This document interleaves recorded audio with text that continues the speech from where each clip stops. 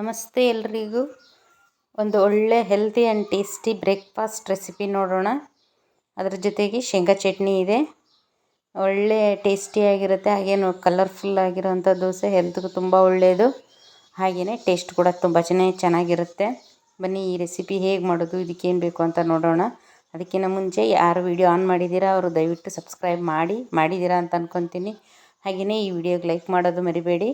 ಹಾಗೆಯೇ family and ಫ್ರೆಂಡ್ಸ್ಗೆ ಈ ವಿಡಿಯೋನ ಆದಷ್ಟು ಶೇರ್ ಮಾಡಿ. ಬನ್ನಿ ಈ ರೆಸಿಪಿ ಹೇಗೆ ಮಾಡೋದು, ಅದಕ್ಕೆ ಏನು ಬೇಕು ಅಂತ ನೋಡೋಣ.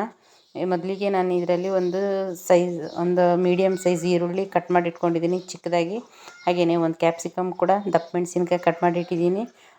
ಕೆಂಪು ಮೆಣಸಿನ್ಕಾಯಿ ಅದು ಕೂಡ ಚಿಕ್ಕದಾಗಿ ಕಟ್ ಮಾಡಿದ್ದೀನಿ. ಒಂದು ಟೊಮೆಟೊ ಕೂಡ ಚಿಕ್ಕದಾಗಿ ಕಟ್ ಮಾಡಿದ್ದೀನಿ. ಹಾಗೆಯೇ ಒಂದು ಕ್ಯಾರೆಟ್ ತುರಿದಿಟ್ಕೊಂಡಿದ್ದೀನಿ.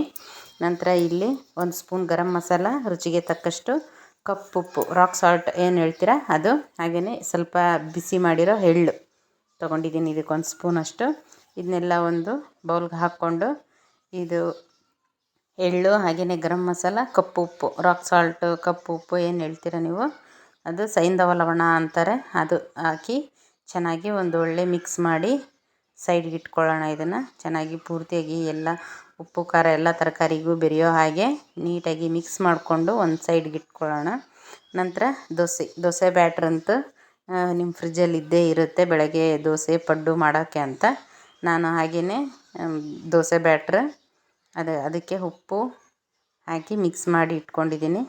ಹಂಚು ತವ ಬಿಸಿಗಿಟ್ಟು ಅದಕ್ಕೊಂದು ಡ್ರಾಪ್ ಅಷ್ಟು ಆಯಿಲ್ ಹಾಕಿ ಅದನ್ನು ಈ ರೀತಿಯಾಗಿ ಅರ್ಧ ಕಟ್ ಮಾಡಿದ ಈರುಳ್ಳಿಯಿಂದ ಹಂಚು ತವನ ಕ್ಲೀನ್ ಮಾಡ್ಕೊಳ್ಳೋಣ. ಈ ರೀತಿಯಾಗಿ ಮಸ್ತಾಗಿ ಚೆನ್ನಾಗಿ ಎಲ್ಲ ಕ್ಲೀನ್ ಮಾಡಿಕೊಂಡ್ರೆ ದೋಸೆ ನಮಗೆ ಎಲ್ಲೋ ಹೇಳಿದ್ರೆ ಹಾಗೆ ತಳ ಹಿಡಿಯಲ್ಲ, ಚೆನ್ನಾಗಿ ದೋಸೆ ಚೆನ್ನಾಗಿ ಹೇಳ್ತವೆ. ಈ ರೀತಿ ಚೆನ್ನಾಗಿ ಎಲ್ಲ ಒರೆಸ್ಕೊಂಡು ಇದಕ್ಕೆ ಒಂದು ಚಮಚದಷ್ಟು ದೋಸೆ ಬ್ಯಾಟ್ರ್ ಹಾಕ್ತಾಯಿದ್ದೀನಿ. ಹಾಕಿ ಇದನ್ನು ಜಾಸ್ತಿ ದಪ್ಪನೂ ಬೇಡ, ಫುಲ್ಲು ತೆಳ್ಳಕ್ಕೂ ಬೇಡ, ಮೀಡಿಯಮ್ ಆಗಿ ನಮ್ಮ ಚಪಾತಿ ಎಲ್ಲ ನಾವು ಹೇಗೆ ಇಷ್ಟು ದಪ್ಪ ಮಾಡ್ತೀವಿ ಅಷ್ಟು ದಪ್ಪಕ್ಕೆ ದೋಸೆ ಹಾಕ್ಕೊಂಡು, ಅದು ಇನ್ನೂ ಫುಲ್ಲು ಬೇಯೋಕ್ಕೆ ಮುಂಚೆನೇ ಅದಕ್ಕೆ ನಾವು ಏನು ಬೌಲಲ್ಲಿ ಮಿಕ್ಸ್ ಮಾಡಿಟ್ಕೊಂಡಿದ್ವಿ ತರಕಾರಿ, ಅದನ್ನೆಲ್ಲನೂ ಇದಕ್ಕೆ ಈ ದೋಸೆ ಮೇಲೆ ಈ ರೀತಿಯಾಗಿ ಹಾಕ್ಕೊಂಡು ಬಿಡೋಣ. ಎಲ್ಲ ಕಡೆ ಫಿಲ್ ಮಾಡ್ಕೊಳ್ಳೋಣ.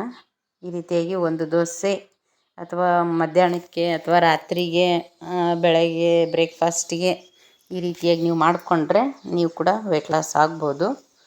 ಇದಕ್ಕೆ ಒಂಚೂರು ಆಯಿಲ್ ಹಾಕಿ ಇದನ್ನು ಲಿಡ್ ಕ್ಲೋಸ್ ಮಾಡಿ ಬೇಯಿಸ್ಕೊಳ್ಳೋಣ. ನಂತರ ಇದನ್ನು ತೆಗೆದು ನೋಡಿ ಇಷ್ಟು ಬೆಂದಿದೆ ಇದು. ಈಗ ಇದನ್ನು ತಿರುಗಿಸಾಕಿ ನೆಕ್ಸ್ಟ್ ಇನ್ನೊಂದು ಕಡೆ ಕೂಡ ಇದನ್ನು ಬೇಯಿಸ್ಕೊಳ್ಳೋಣ. ನಾನು ಕೂಡ ಅಷ್ಟೇ, ಚಪಾತಿ, ದೋಸೆ, ಅನ್ನ ಎಲ್ಲದರಲ್ಲೂ ತರಕಾರಿ ಜಾಸ್ತಿ, ಆಯಿಲ್ ಕಡಿಮೆ, ಈ ರೀತಿಯಾಗಿ ಫುಡ್ ಮೇಂಟೈನ್ ಮಾಡಿ ಡಯಟಲ್ಲಿದ್ದು ನಾನು ಈಗ 7 kg ವೆಯ್ಟ್ ಲಾಸ್ ಮಾಡ್ಕೊಂಡೀನಿ.